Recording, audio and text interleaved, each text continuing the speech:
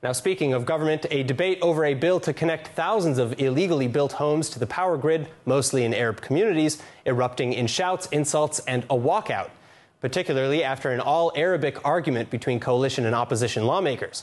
But more than anything, this bill becoming the latest representative of the increasingly hostile dynamic on the floor of the Knesset. Joining me to discuss is Likud Party Knesset member Mai Gulon. Mai, thank you so much for joining us. Now, what are your take on the events from last night? Well, listen, I know the media has been making a big riot about what's going on in the Knesset, but apparently some people forgot that we are the opposition. And I know that the current coalition that was the opposition just not long ago didn't really know the meaning of what it means to be in the opposition. And we, the Likud Party, the party who led this country for the last decade, and quite successfully, may I add, really know what it means to fight for what we believe in and our values. And the actual fact is that from the moment this horrible government was formed, the people that run it has been bullying us and been destroying everything that we have built for the last decade. And just because we are telling them the truth right to their faces doesn't mean that we're trying to make a riot. It just means that they can't handle the truth. And what happened yesterday proved everything that we've been saying about the con man that people are having to call him the Prime Minister of Israel, Naftali Bennett. He lost it. He completely lost it. And if this is the person that we are trusting him to protect the country of Israel, if this is the person who is supposed to keep the people of Israel safe, if this is the person who needs to deal with Iran and all the enemies that want to completely destroy Israel, I am scared. I really am truly scared for the future of this country, our children and our grandchildren. So Mai, though, opposition members, of which you are a member, walked out of the Knesset after the amendment to the initial bill failed to pass. Prime Minister Bennett called the opposition a bunch of thugs trying to burn down the country. But didn't the opposition introduce the amendment to embarrass the coalition to a degree?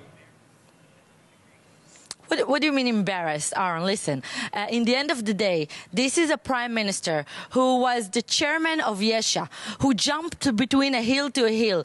And when I went up there yesterday to submit a law that's supposed to protect the holy places of Israel, and he and Ayelet Shaked voted against it, when I went up there to the stand and told him the truth to his face, that he's a liar, that he betrayed everything that he holds dearly, all his values, all his morals, he couldn't even take his eyes up and look at me. This is how embarrassed he is. This is how ashamed he is. He is the one actually who came to bully us. And he told a member of the Knesset, Orit Struk, he told her, get lost, get out of my sight. He told her that to her face. A woman who dedicated her life to the state of Israel and its safety. And in the end of the day, he said those things because he knows that no one in the state of Israel believes him. He knows that if he goes to elections today, he doesn't even attempt to try and pass, the 4 seats that he needs in order to get into the Knesset. But Mai, there's a little bit of disingenuity. But there's a little bit of disingenuity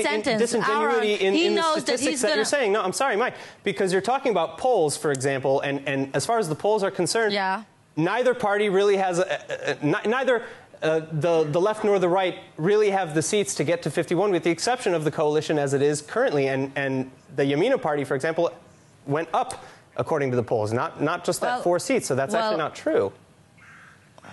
Well, I disagree. First of all, I do not believe the polls that say that the right-wing the polls that you're quoting. You just said that he has trouble passing the 4 seats. No.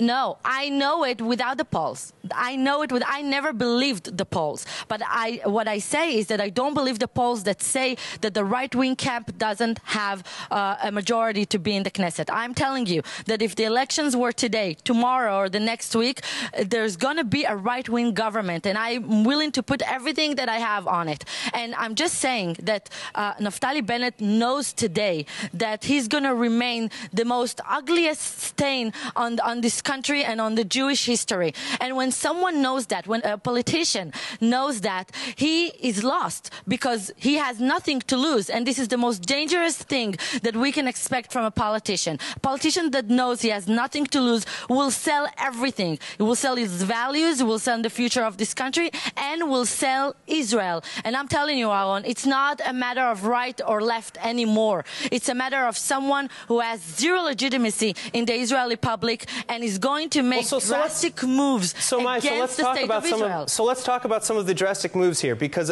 again, and you mentioned that as a member of the opposition, you're meant to take oppositional arguments against the coalition, but in many cases this includes situations in which the opposition and the coalition actually agree.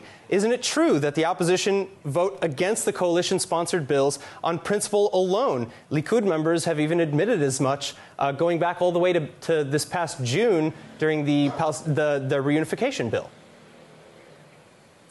Listen, I want to tell you something.